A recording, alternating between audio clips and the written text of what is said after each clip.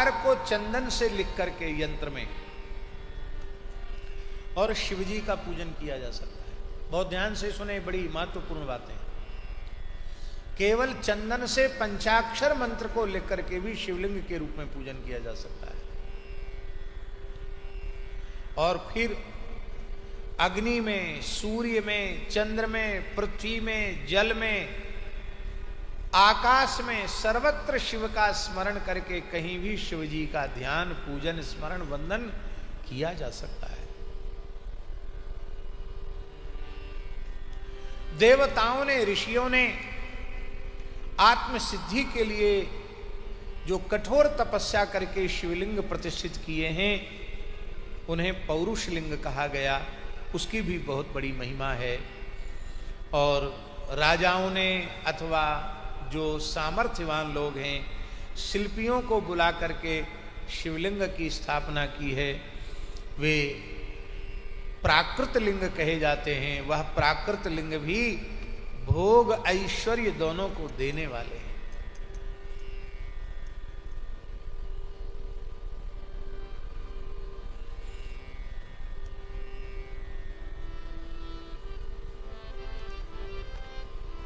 इस देह को भी, देह में भी शिवजी का अनुसंधान करते हुए लिंग, नाभि, जिह्वा, नासिकाग्र भाग और शिखा के क्रम से कटी, हृदय, मस्तक और तीनों स्थानों में शिवलिंग की भावना के करके पूजन किया जाता है।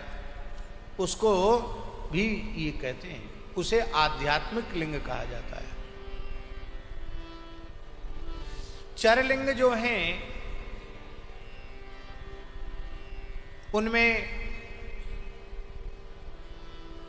सबसे प्रथम है रसलिंग। रसलिंग का अर्थ होता है पारे के बनाए हुए शिवलिंग। पारद लिंग, पारद लिंग को ही रसलिंग कहा गया। पारा भगवान शंकर का शुक्र है, तेज है। उसको एक पद्धति से बांधा जाता है, फिर उससे शिवलिंग का निर्माण किया जाता है। पर वर्तमान समय में जो रसलिंग, पारद लिंगों का निर्माण हो रहा है और बाजार में, दुकानों पर बिक रहे हैं, ये शास्त्रीय मर्यादा नहीं है। शास्त्रीय मर्यादा है कि त्रिकाल संध्योपासन संपन्न गायत्री के परमोपासक किसी नैष्ठिक ब्रह्मचारी के द्वारा अनुष्ठान पूर्वक रसलिंग का निर्माण होना चाहिए। उसमें इतर किसी का स्पर्श नहीं होना चाहिए। फिर उसकी प्रतिष्ठा होकर के पूजन किया जाना चाहिए।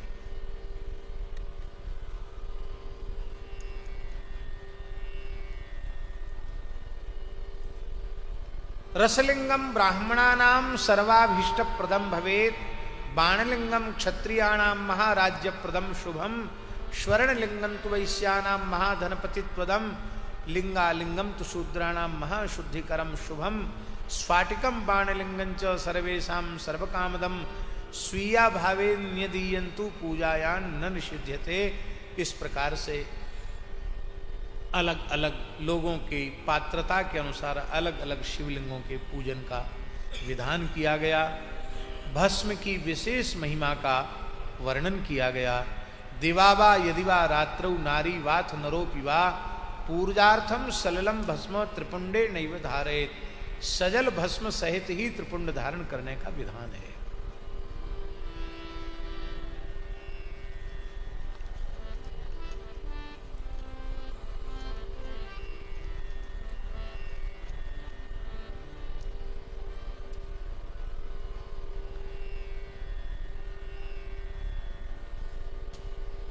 एक बड़ी ऊंची बात लिखी है स्वामी जी। लिखा है कि जो निरंतर रुद्राक्ष, शिवलिंग और भस्म को धारण करते हैं, उन्हें अशौच का स्पर्श नहीं होता। वो सदा पवित्र रहते हैं। भस्म वै शिवमंत्रेण धत्वा इत्याश्रमी भवेत, शिवाश्रमीपि संप्रोक्ता शिवैक परमो यतः।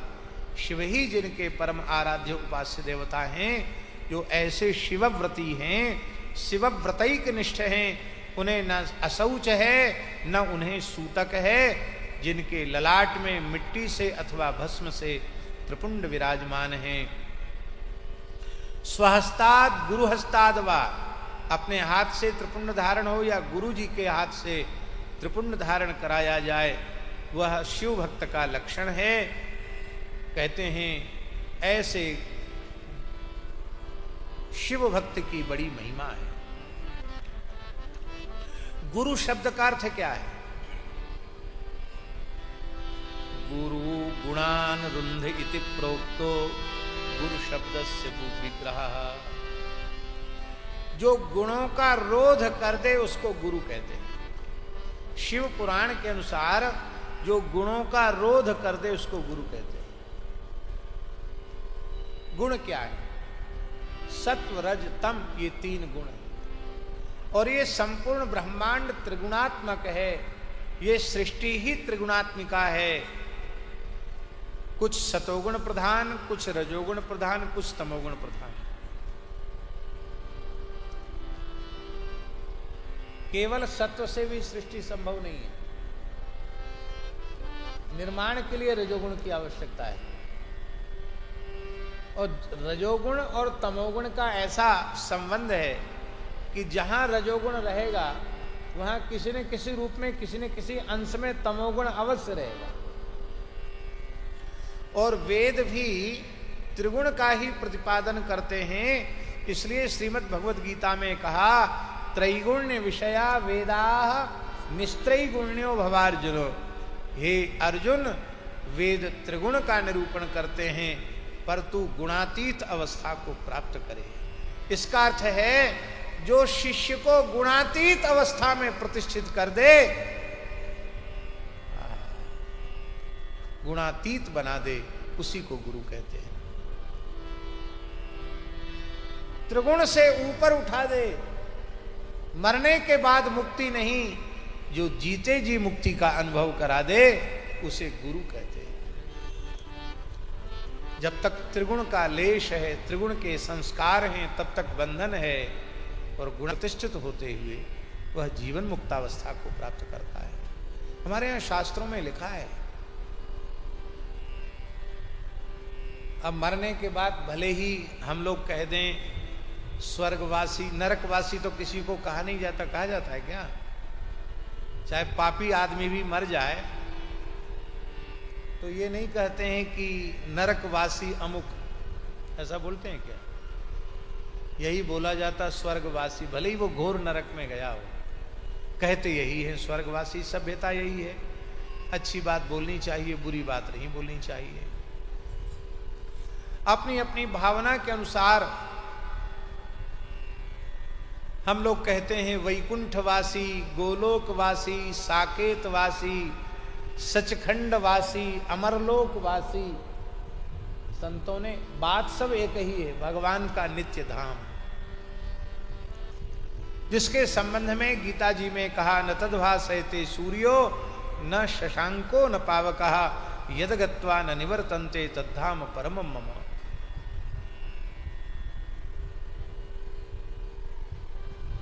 तो हम अपनी श्रद्धा भावना के अनुसार कह देते हैं कि अमुक लोक में गया, मान लेते हैं।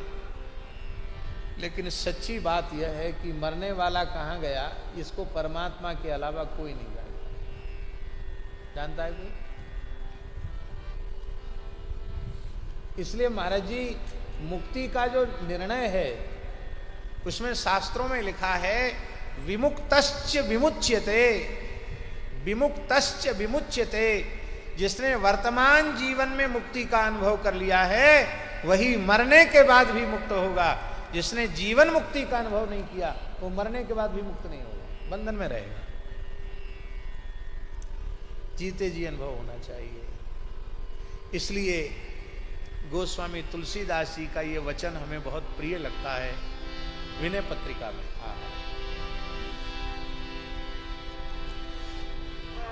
को जाने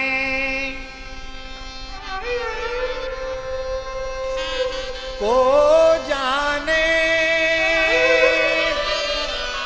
को जई है जमपुर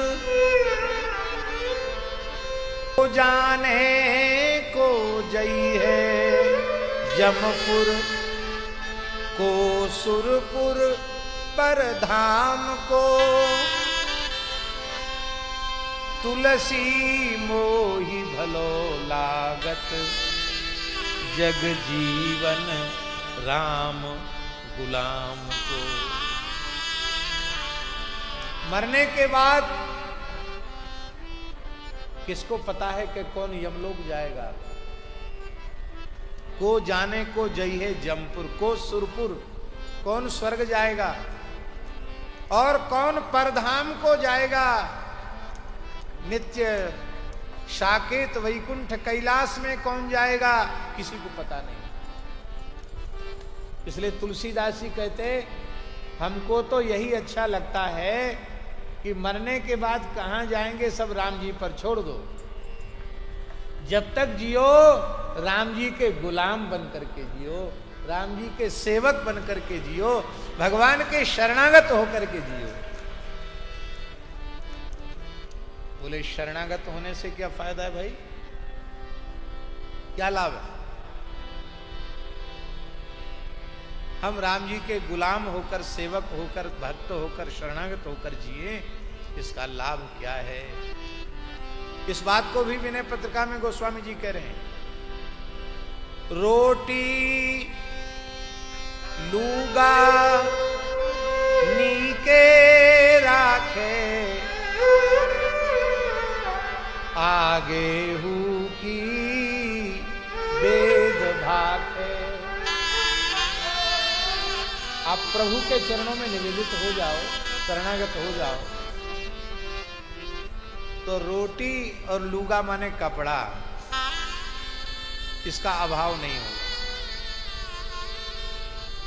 ये महापुरुष बैठे हैं सब सामने, ऊपर विराजे हैं, सामने विराजे हैं। ये संत कौन सा धंधा करते हैं? ना तो इनका कोई व्यवसाय है, खोमचे की भी दुकान नहीं है। खोमचा जानते हो, ठिलिया लेकर के चलाते हैं। खोमचा का भी काम इनका नहीं है कि चलो भाई कोई टाइम पास मूंगफली बेच लेते हो। एक बीघा भी खेत नहीं है। वेंकटेश स्वामी जी बैठे हैं,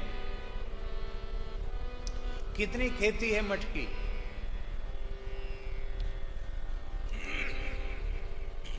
एक बीघा भी खेती नहीं है स्वामी जी के मठ की। कितना बैंक बैलेंस है, कितना करोड़ है? कुछ नहीं है।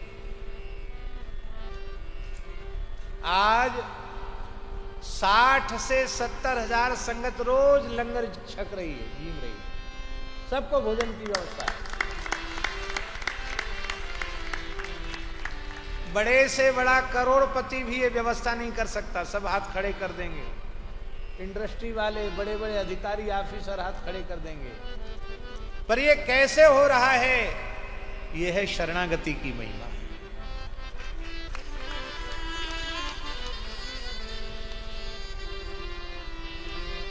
अन्न वस्त्र का अभाव नहीं होगा। महाराज जी, कितने संतों के स्थान ऐसे हैं जहां हाथ जोड़ना पड़ता है कि अब अन्न की जरूरत नहीं है, अब आवश्यकता नहीं है, मत दो। ये कौन व्यवस्था कर रहा है?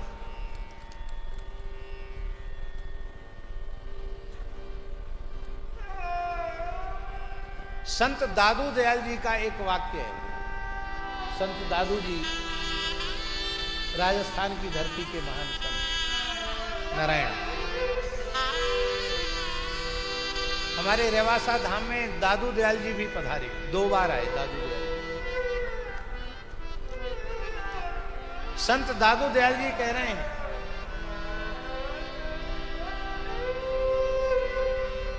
दादू दुनिया बावरी, दुनिया पागल है। दादू दुनिया बावरी, सोच करे गैली, रोटी देसी राम जी, तड़का ऊपर राजस्थानी शब्द है। दुनिया पागल है किस चीज में? केवल खाने कमाने की चिंता में पागल है। क्या खाएंगे, क्या कमाएंगे? कमाएंगे नहीं तो खाएंगे क्या?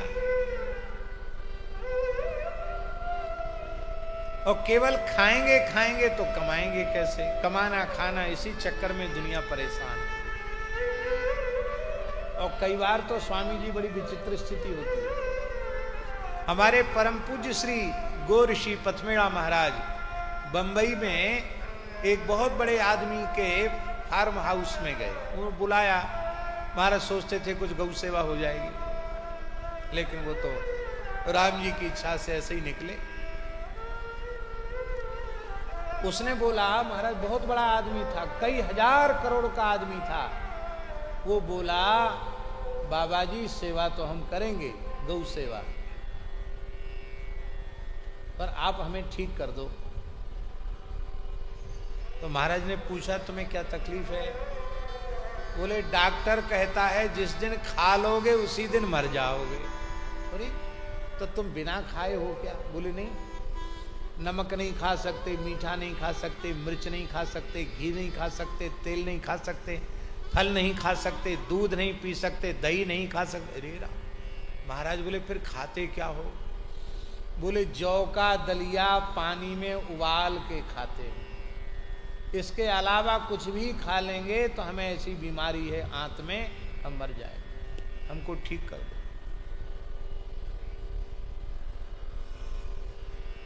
अब व्यक्ति खाने के लिए तो कमाता है, पर हजारों करोड़ कमाने वाला व्यक्ति खा नहीं सकता। हजारों करोड़ रुपए जिसके पास है, 10-20 हजार करोड़ रुपए जिसके पास है, वो खा नहीं सकता। तो दादू दुनिया बावरी सोच करे गैली। साधु बोले, साधु को सोच करने की जरूरत नहीं। रोटी देसी राम जी, राम जी रोटी देंगे। कब देंगे राम जी रोटी? तड़का उपैली, सूर्योदय पीछे होगा और साधु के भोजन की व्यवस्था पहले हो जाएगी। आज किस घर से भिक्षा मिलेगी? ये राम जी का विधान है।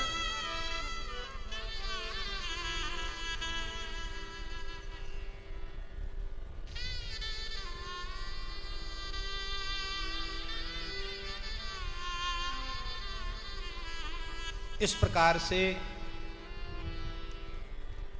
यह वर्णन किया गया। इसलिए जो गुणातीत अवस्था को प्रदान करा दे उसी को गुरु कहते हैं। सविकारान राजसादीन गुणान रुंधे व्यपोहति गुणातीतः परशिवो गुरु रूपम समाश्रिता। गुणत्रयम् व्यपोह्याग्रे शिवं बोधयतीति सः विश्वस्तानां तु शिष्याणां गुरुरित्य विधीयते।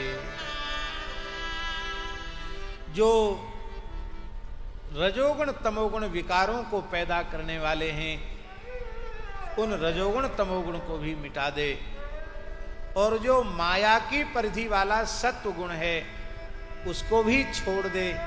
विशुद्ध सत्व जो निष्काम प्रेम है, उस निष्काम प्रेम में प्रतिष्ठित कर दे। ऐसी परम शिवता का आविष्कार कर दे, गुणातीत बनाकर शिव तत्व का बोध करा दे, उसी को गुरु कहते हैं। कहते जिस सद्गुरु ने कृपा करके हमें गुणातीत अवस्था प्रदान की है, हमें शिव तत्व का बोध कराया है, शिष्य को भवेद बुधा गुरु लिंगस्य पूजातु गुरु शुश्रूषणम भवेद। इसलिए गुरु तत्व में साक्षात शिवजी को स्वीकार करना चाहिए। गुरु रूप में साक्षात शिव तत्व ही है। तस्मात् गुरु शरीरम तु गुरु लिंगम भवेद बुधा गुरु लिंगस्य पूजातु गुरु शुश्रूषणम भवे। इसलिए गुरु पूजा भी शिवलिंग का अर्चन है, शिवलिंगार्चन है, महादेव की पूजा है। गुरु पूजा महादेव की पूजा है।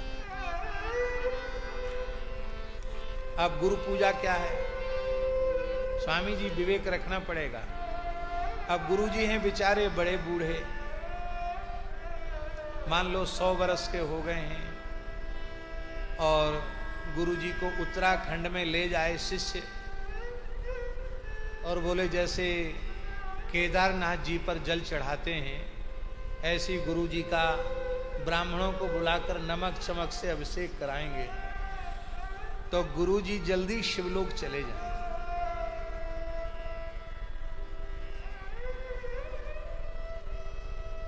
राजस्थान में मारवाड़ क्षेत्र में, वहां बालू ही बालू है, तो गर्मी भी खूब पड़ती है, ठंड भी खूब पड़ती है। तो एक भगत के घर में गांव में गुरुजी आए, गर्मी के समय में आए। तो शिष्य बड़ा गुरु भक्ति वाला था, उसने कोरे कोरे मिट्टी के घड़े मंगाए। राजस्थान में पानी बड़ा दुर्लभ, अब तो भगवान की दया से कुछ सुलभ है, पहले बहुत दुर्लभ था। कहाँ कहाँ से पानी की व्यवस्था करके 1000 घड़ा, 1000 घड़ा मिट्टी के, सब में छान कर पानी भराया। और गुरुजी को कुल्ला करना हो तो एकदम ठंडा पानी, स्नान करना हो तो पानी खूब अभिषेक कराया। गर्मी का समय था, गुरुजी को भी बहुत आनंद आया। भगवान की दया से शीतकाल में पड़ोसी के घर में भी उनके गुरुजी आ गए, वो बूढ़े थे। उसने कहा हम पड़ोसी से किसी बात में कमजोर थोड़े ही हैं, हम भी अपने गुरुजी का ऐसा ही सत्कार करेंगे। पर गुरुजी आए पूष के महीना में, तो भयंकर ठंड थी महाराज, राजस्थान की सूखी ठंड, कड़कड़ाने वाली ठंड।